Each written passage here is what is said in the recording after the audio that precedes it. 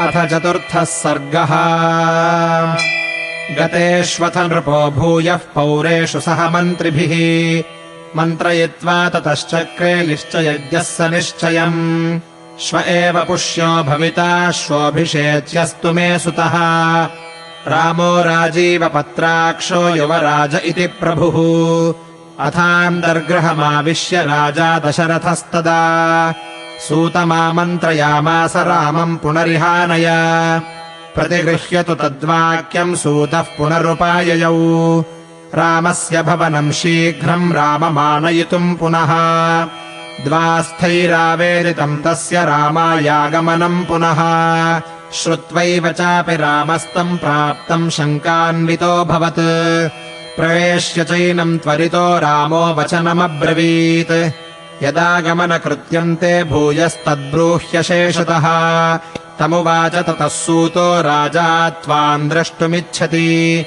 श्रुत्वा प्रमाणम् तत्र त्वम् गमनायेतराय वा इति सूतवचः श्रुत्वा रामोऽपि त्वरयान्वितः। प्रययौ राजभवनम् पुनर्द्रष्टुम् नरेश्वरम्। तम् श्रुत्वा समनुप्राप्तम् रामम् दशरथो नृपः। प्रवेशयामास गृहम् विवक्षः प्रियमुत्तमम्। प्रविशन्नेव च श्रीमान् राघवो भवनम् पितुः। ददर्श पितरम् दूरात् प्रणिपत्य कृताञ्जलिः। प्रणमन्तम् तमुत्थाप्य सम्परिष्वज्य भूमिपः। प्रदिश्य चासनम् चास्मै रामम् च पुनरब्रवीत्। रामवृद्धोऽस्मि दीर्घायुर्भुक्ता भोगायथेप्सिताः। अन्नवद्भिः क्रतुशतैर्यथेष्टम् भूरि दक्षिणैः। जातमिष्टमपत्यम् मे त्वमद्यानुपमम् भुवि।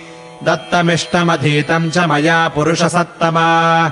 अनुभूतानि चेष्टानि मया वीरसुखान्यपि।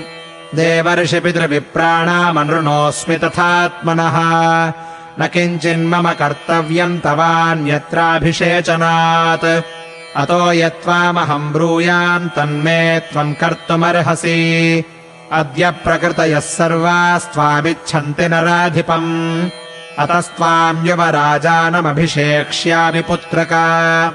अपि चाद्याशुभान् रामस्वप्नान् पश्यामि राघव। स निर्घातादिवोल्काश्च पतन्ति हि महास्वनाः।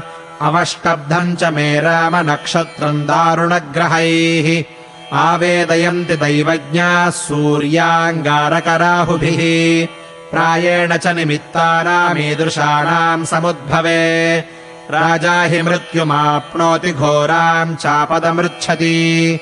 तद्यावदेव मे चेतो न विमुह्यति राघव। तावदेवाभिषिञ्चस्व चला हि प्राणिनाम् मतिः। अद्य चन्द्रोऽभ्युपगमत् पुष्यात् पूर्वम् पुनर्वसुम्। श्वः पुष्ययोगम् नियतम् वक्ष्यन्ते दैवचिन्तकाः। तत्र पुष्येऽपि शिञ्चस्व मनस्त्वरयतीव माम्।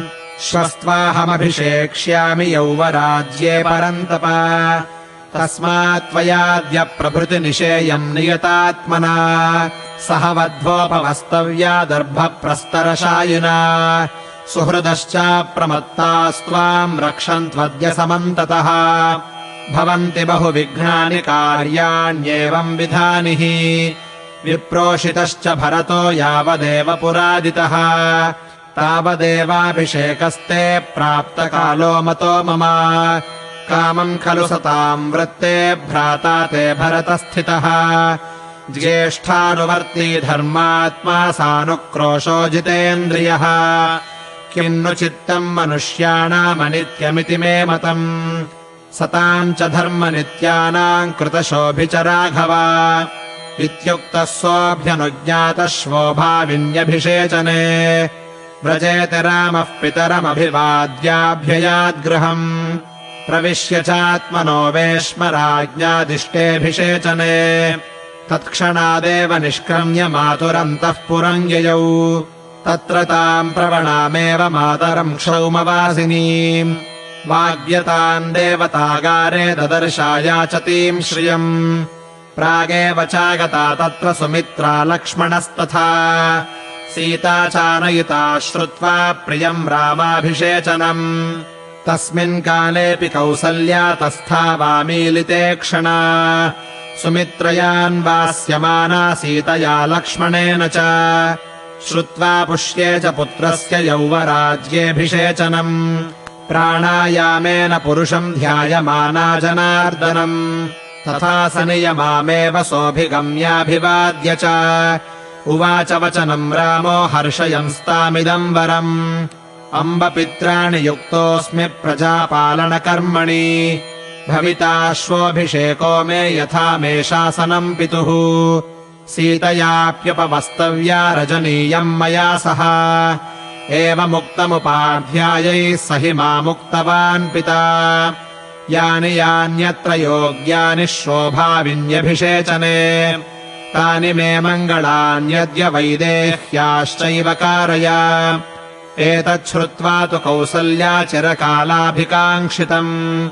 हर्षबाष्पाकुलम् वाक्यमिदम् राममभाषत वत्स रामचिरम् जीव हतास्ते परिपन्थिनः ज्ञातीन्मे त्वम् श्रिया युक्तः सुमित्रायाश्च नन्दय कल्याणे बत नक्षत्रे मया जातोऽसि पुत्रक येन त्वया दशरथो गुणैराराधितः पिता अमोघम् बत मे क्षान्तम् पुरुषे पुष्करे क्षणे येयमिक्ष्वाकुराजश्रीः पुत्रत्वाम् संश्रयिष्यति इत्येवमुक्तो मात्रा तु रामो भ्रातरमब्रवीत् प्राञ्जलिम् प्रह्वमासीनमभिवीक्ष्य स्मयन्निव लक्ष्मणे माम् मया सार्धम् प्रसाधित्वम् वसुन्धरा द्वितीयम् मेऽन्तरात्मानम् त्वामियम् श्रीरुपस्थिता सौमित्रे भुङ्क्ष्व भोगान् स्वमिष्टान् राज्यफलानि च